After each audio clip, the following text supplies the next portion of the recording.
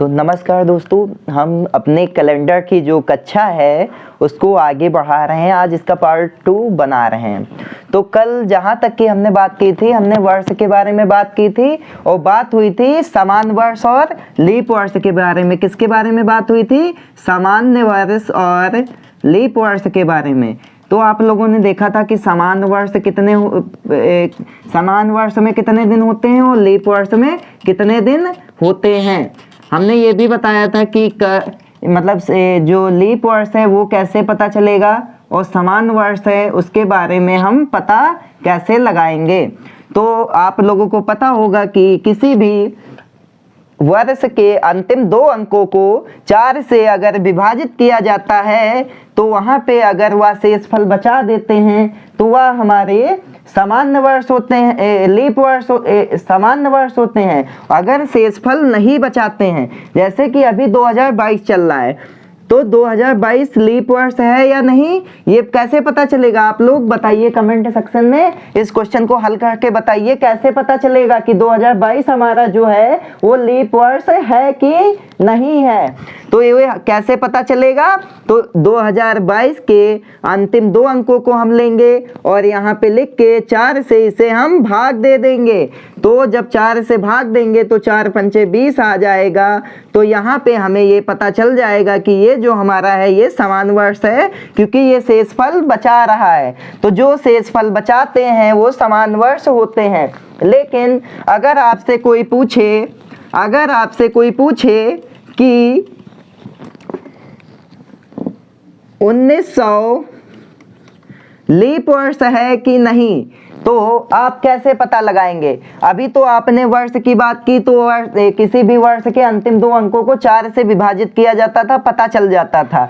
लेकिन चूंकि, तो यहाँ पे आप लोग अपनी कॉपी में अच्छे से नोट करिएगा, चूंकि शताब्दी के केस में जब कोई शताब्दी का ऐसा क्वेश्चन आ जाता है तो जो शताब्दी के केस में होता है वो हमारा शताब्दी के केस में 4 से ना विभाजित करके 4 से विभाजित नहीं करके 400 का नियम लगाएंगे। किसका नियम लगाएंगे? 400 से विभाजित करेंगे।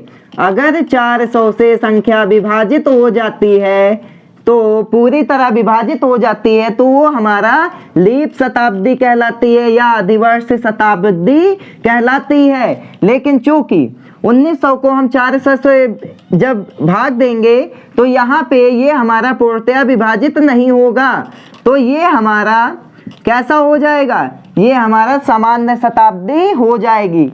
तो जहाँ तक उम्मीद है यहाँ तक आप लोगों को अच्छे से समझ में आया होगा। 1-2 क्वेश्चन अपनी कॉपी में नोट करिए और एग्जाम्पल के तौर पे बताइए।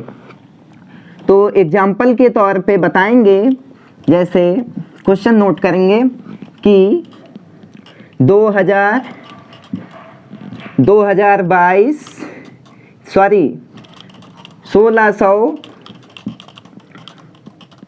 1800 और 1500 में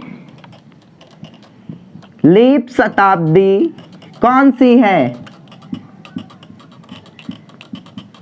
तो चूंकि जैसा आप लोग अभी पहले देख चुके हैं कि यहाँ पे बताया गया था कि हमें लीप शताब्दी पता करने के लिए क्या करना होगा। लीप शताब्दी को पता करने के लिए हमें 4 का नियम नहीं लगा के 400 से विभाजित करना होगा। तो इस संख्या को जब हम 400 से विभाजित करेंगे तो ये हमारा पूरी कट जाएगी, यानी कि ये लीप शताब्दी है। उसके बाद जब इसको भी विभाजित करेंगे 400 से, तो यह भी 4 बार में पूरी तरह से कट जा रही है, ये भी हमारी लीप शताब्दी है। लेकिन जब हम 1800 में आएंगे तो 1800 को जब 400 से विभाजित किया जाएगा तो यह पूरी तरह से नहीं कटेगी, यानी ये हमारी लीप शताब्दी नहीं है, क्योंकि यह शेषफल बचा रही है। तो ये हमारी सामान्य शताब्दी है। तो उसके बाद जहाँ तक उम्मीद है आप लोगों को यहाँ तक बहुत अच्छे से समझ में आया होगा। अब हम बात करेंगे विषम दिन की। हेडिंग डालिएगा विषम दिन।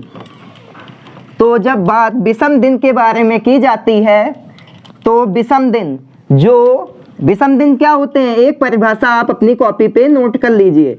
विषम दिन क्या होते हैं? विषम दिन, तो विषम दिन वो होते हैं जो अपना पूरा सप्ताह नहीं बना पाते हैं, जो अपना पूरा सप्ताह नहीं बना पाते हैं, वो हमारे विषम दिन कहलाते हैं। विषम दिन कहलाते हैं। ठीक है, जैसे कि अब आपको क्वेश्चन दे दिया जाता है कि ये आपसे पूछा गया कि 27 दिनों में कितने ऐसे सप्ताह हैं जो अपना दिन पूरा नहीं बना पा रहे हैं। तो आप इसको कैसे पता करेंगे? इसको डायरेक्ट 7 से भाग दे देंगे। जब 7 से भाग देंगे तो पता है आपको कि 7 से या कैसे कटेगा, 7 तिरेक 21, तो यहाँ पे 6 दिन शेष बच गए। तो ये जो 6 दिन हमारे हो गए, ये अपना पूरा सप्ताह नहीं बना पा रहे हैं, ये हमारे विषम दिन कहलाते हैं। ठीक है, एक आपको कॉन्सेप्ट सेकंड की तरफ हम ले चलेंगे। यहाँ तक आपको उम्मीद है कि बहुत अच्छे से समझ में आया होगा। जब कॉन्सेप्ट सेकंड की बात करेंगे तो कॉन्सेप्ट सेकंड आप लोग अपनी कॉपी पे नोट कर लीजिए कि सामान्य वर्ष में कॉन्सेप्ट सेकंड की बात करेंगे, कॉन्सेप्ट सेकंड, तो यहाँ पे हो जाएगा सामान्य वर्ष में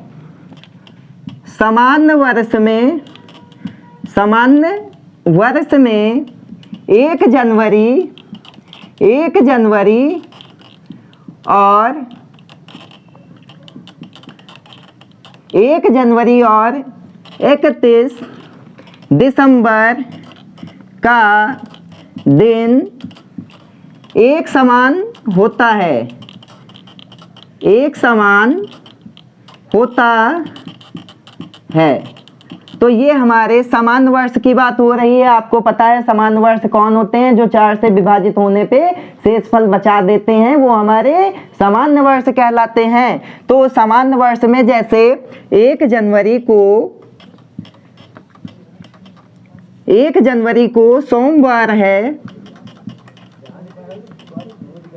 तो 31 दिसंबर को भी सोमवार होगा, 31 दिसंबर को भी सोमवार होगा। तो आपको इस कॉन्सेप्ट से क्या समझ में आया कि अगर सामान्य वर्ष है तो 1 दिसंबर को यदि संडे है तो 31 दिसंबर को भी हमारा संडे होगा, या सोमवार है तो 31 दिसंबर को भी सोमवार होगा। तो आपको पता है, अब हम लोग रीजनिंग की पढ़ाई कर रहे हैं तो यहाँ पे कुछ तार्किक ज्ञान का भी प्रयोग करेंगे। तो जैसे ये पता चल गया कि समान वर्ष में अगर जो 1 जनवरी को 31 दिसंबर होगा तो लीप वर्ष में क्या होगा? तो लीप वर्ष में फरवरी 29 की हो जाती है। लीप वर्ष में क्या होता है? फरवरी कितने दिन की हो जाती है? 29 दिन की हो जाती है। लीप वर्ष में फरवरी 29 दिन की हो जाती है। इसीलिए जब लीप वर्ष में 1 जनवरी को यदि सोमवार है तो 31 दिसंबर को एक दिन आगे जाके कौन सा दिन होगा? मंगलवार। ये हमारी लीप वर्ष की बात होती है। लीप वर्ष में एक दिन आगे चले जाते हैं। लीप वर्ष में क्या होता है? तो आप लोगों को समझ में आया होगा लीप वर्ष में क्या होता है कि लीप वर्ष में हमारी फरवरी 29 दिनों की हो जाती है। क्यों हो जाती है आपको पहले हम बता भी चुके हैं, उसका रीजन क्या है ये भी बता दिया है। तो जब 29 दिन की हो जाएगी तो जैसे 1 जनवरी को हमारा सोमवार का दिन था तो 31 दिसंबर को मंगलवार का दिन होगा, और नए साल की जो शुरुआत होगी 1 जनवरी की वो बुधवार के दिन से होगी। किस दिन से होगी? बुधवार के दिन से होगी।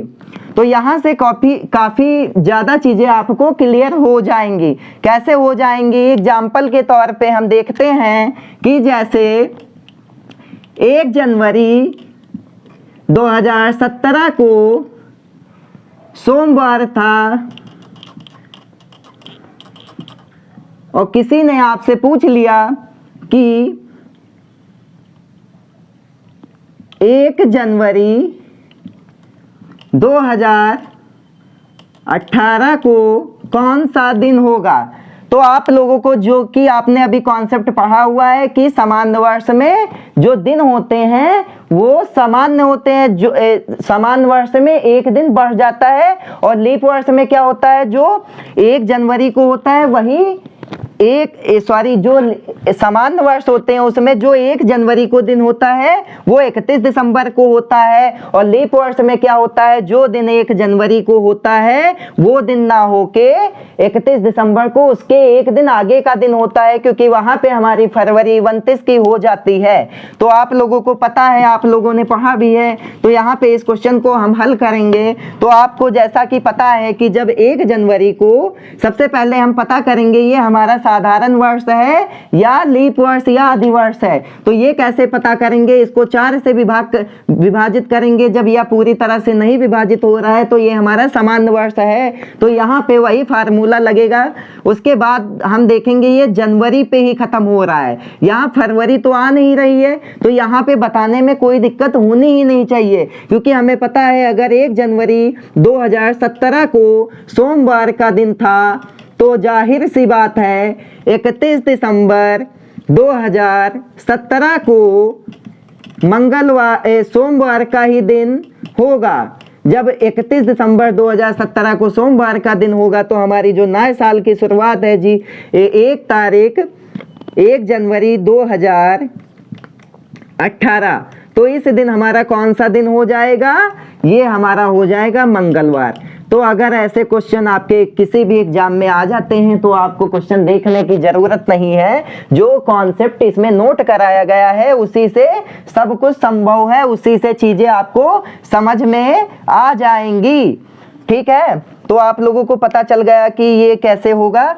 कि अब आपको ऐसे कोई पूछ लेता है कि भैया हाँ बताओ 1 जनवरी को मंगल था तो 31 दिसंबर को कौन सा दिन है? तो आपको पता है कि अगर लीप वर्ष नहीं है तो 31 दिसंबर को भी मंगल होगा। अगर जो 1 जनवरी को मंगल था वो आपसे पूछ लिया कि आने वाले नए साल में कौन सा दिन है, तो आप इसी कॉन्सेप्ट के सहारे तुरंत उसको बता सकते हो कि आने वाले नए साल में भी कौन बुध के दिन से शुरुआत होगी।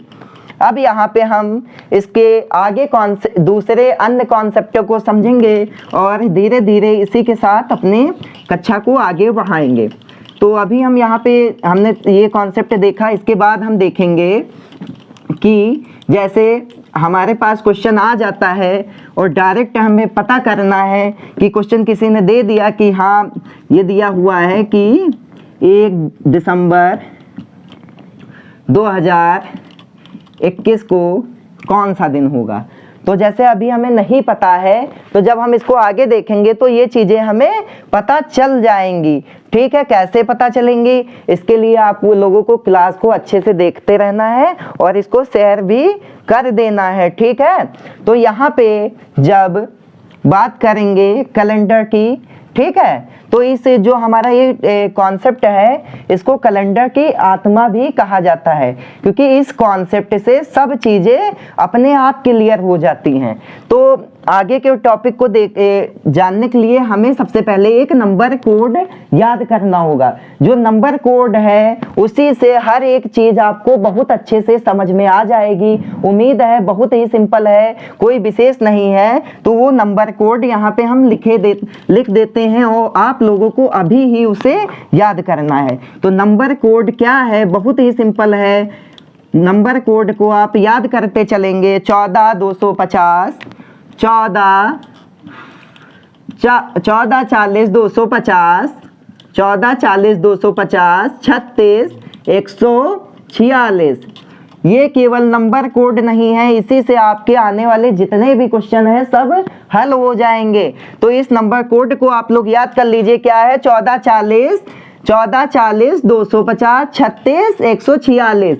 तो ये नंबर कोड जो है ये मंथ के आधार पे है। जैसे कि यहाँ पे ये नंबर कोड आपको सामान्य वर्ष का मैं बता रहा हूँ, ये सामान्य वर्ष का है। अभी लीप वर्ष की बात करेंगे तो लीप वर्ष में विशेष कोई चेंज नहीं होगा, बस वहाँ पे इतना होगा कि एक संख्या कम होके आ जाएगी। तो जहाँ पे आपका ये एक है जहाँ पे आपका एक है वहाँ पे 0 हो जाएगा, और जहाँ पे आपका 4 है वहाँ पे 3 हो जाएगा। उसके बाद ये पूरा नंबर कोड सेम का सेम रहेगा, इसमें कोई भी चेंज नहीं होंगे। कैसे? ये हमारा जो है लीप वर्ष का नंबर कोड है, ये लीप वर्ष का नंबर कोड है। इसको आपको कैसे याद रखना है कि जो ये यहाँ पे 1 का मतलब है ये जनवरी से है, और 4 का फरवरी से है, फिर जो 4 का होता है नंबर कोड उसे मार्च से है। उसके बाद इसी तरह जनवरी से लेके दिसंबर तक के महीनों के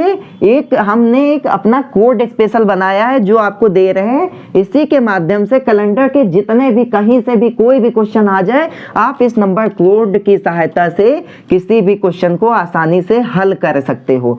अब जैसे आपसे एक क्वेश्चन यहाँ पे है कि आपसे कोई पूछ ले कि एक कैलेंडर में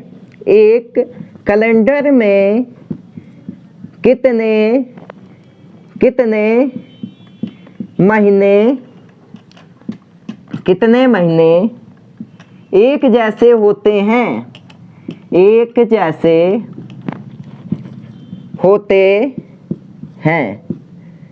तो इस नंबर कोड की सहायता से आप आसानी से बता सकते हो कि जो हमारा ये हमारा दिसंबर का महीना होता है, और दिसंबर के बाद ये हमारा आ जाएगा, यहाँ पे हम देख लेंगे मार्च, अप्रैल, मई, जून, जुलाई, अगस्त, सितंबर, अक्टूबर, नवंबर, दिसंबर। उसके बाद यहाँ भी ये हमारा जनवरी का हो गया, ये फरवरी का, बाकी सब सेम रहेगा, केवल जनवरी फरवरी का छोड़ के ये भी पूरा सेम रहेगा। तो अब हम लोग इससे ये बता सकते हैं कि जो हमारा दिसंबर और ये सितंबर का महीना होता है वो एक कैलेंडर में हमेशा समान रहता है। उसके बाद इसी तरह हम बता सकते हैं कि जो हमारा मार्च और नवंबर का महीना होता है वो हमेशा सेम होता है। उसमें जैसे आज 31 तारीख के दिन शनिवार है, तो आप जब उठा के देखेंगे कि अगर हमारा मार्च में 30 के दिन शनिवार है तो नवंबर में भी 30 के दिन शनिवार होगा। इससे आप कुछ चीज़ें डायरेक्ट बता सकते हैं। लेकिन अगर आपको हर एक तरीके के सवाल को हल करना है तो इस नंबर कोड को याद रखना है। बहुत ही सिंपल है, 14, 40, 250, 36, 146।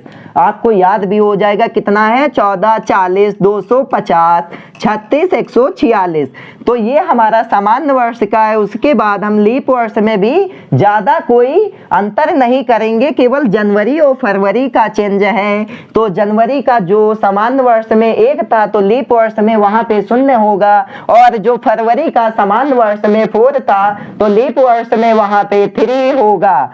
ठीक है, तो उसके बाद हम बात करेंगे आगे के कॉन्सेप्ट की, जिससे कि हम सभी सवाल आसानी से लगा सकते हैं। तो आप लोगों के इस सूत्र के साथ एक फार्मूला भी नोट करना होगा, जिससे कि कोई भी सवाल आप आसानी से लगा सको और उसमें आपको कोई दिक्कत नहीं आए। तो ये फार्मूला हमारा क्या होगा, इसको हम देखेंगे। सबसे पहले तो हम मंथ का कोड लिखेंगे।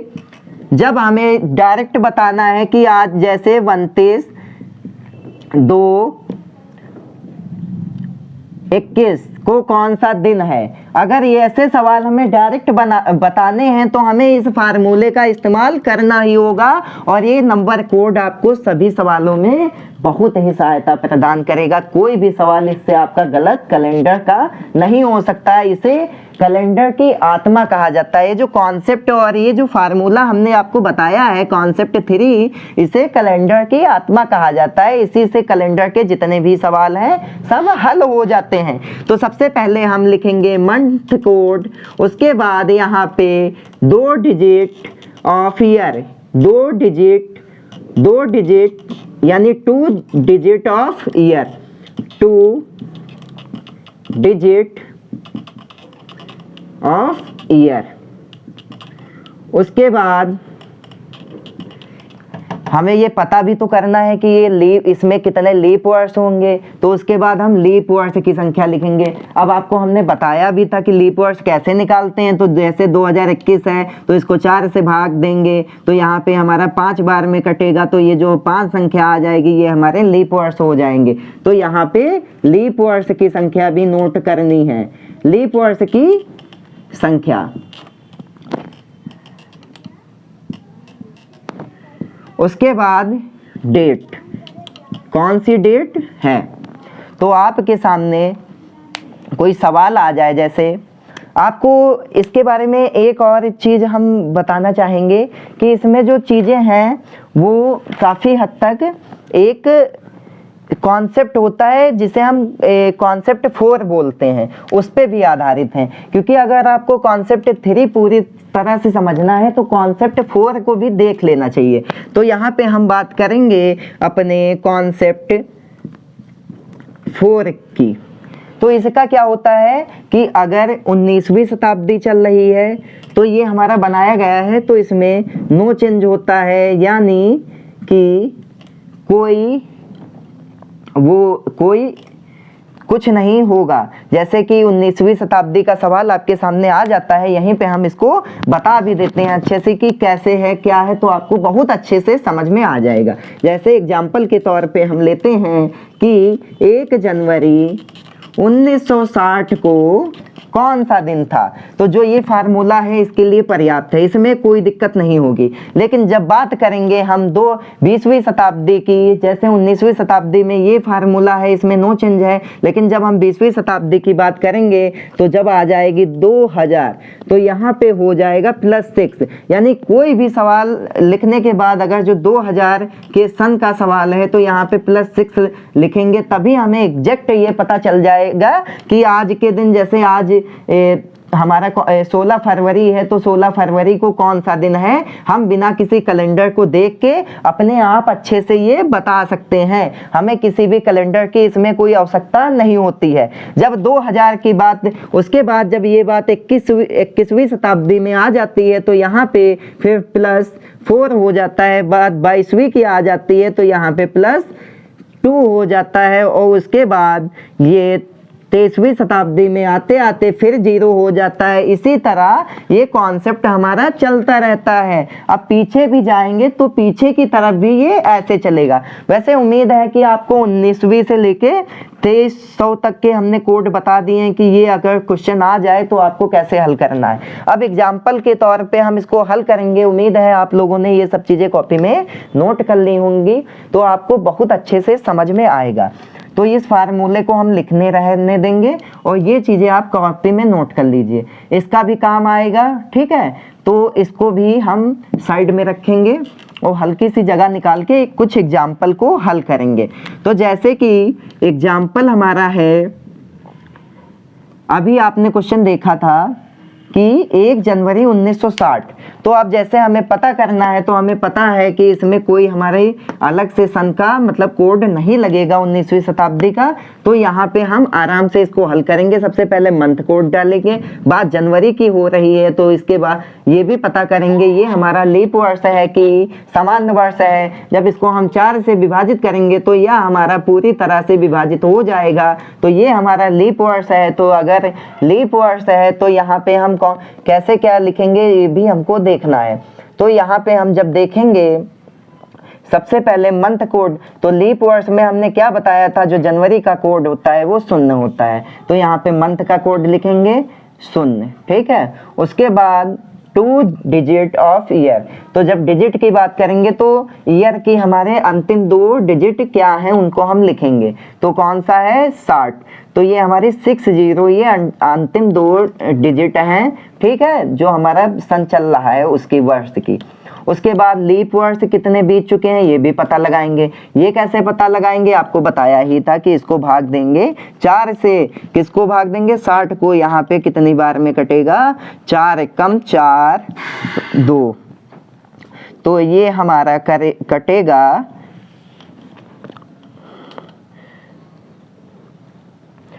4 पंचे 20। तो यहाँ पे जो हमारे लीप वर्ष होंगे वो 60 वर्ष में कितने हो चुके, बीत चुके हैं, यानी हमारे 15 लीप ईयर बीत चुके हैं। उसके बाद हम संख्या यानी डेट, तो डेट लिखेंगे। डेट हमारी कितनी है, 1 तारीख। उसके बाद जब 19वीं शताब्दी की बात की जा रही है तो इसमें लिखा हुआ है कि यहाँ पे कोई चेंज नहीं होगा। तो यहाँ पे कोई चेंज नहीं होगा, तो यहाँ पे कुछ नहीं, बस इसको हम जोड़ लेंगे। अब कैसे, आपको पता है कि अगर 60 में 15 जोड़े जाते हैं तो 75 हो जाते हैं। 75 में 1 प्लस किया जाता है तो आ जाता है हमारा 76, ठीक है, 76 आ जाता है। तो 76 को जब हम 7 से भाग देंगे तो यहाँ पे हमारा निकल के आ जाएगा कौन सा दिन था। तो 7 एकम 7 हमारा पूरा कट गया, ये 6 से बच गया। तो हमने आपको बताया था कि 0.1 आ जाए तो संडे है, अगर 0.2 आ जाए तो मंडे का दिन होगा, 3 आ जाए तो ट्यूसडे का दिन होगा, 4 आ जाए तो वेडनेसडे का दिन होगा, 5 आ जाए तो थर्सडे का दिन होगा। तो 6 आया है तो ये हमारा फ्राइडे का दिन है। तो अब हम आसानी से ये बता सकते हैं कि हमारा कौन सा दिन था, ये हमारा शुक्रवार का दिन था। इसको हम आसानी से बता सकते हैं कि कौन सा दिन था, ये हमारा शुक्रवार का दिन था। तो ये हमारे क्वेश्चन का आंसर रहा कि 1 जनवरी 1960 को शुक्रवार का दिन था। तो आज की कक्षा को हम यहीं पे विराम देंगे और कल इसके काफ़ी सारे एग्जाम्पल लेके हम आएंगे।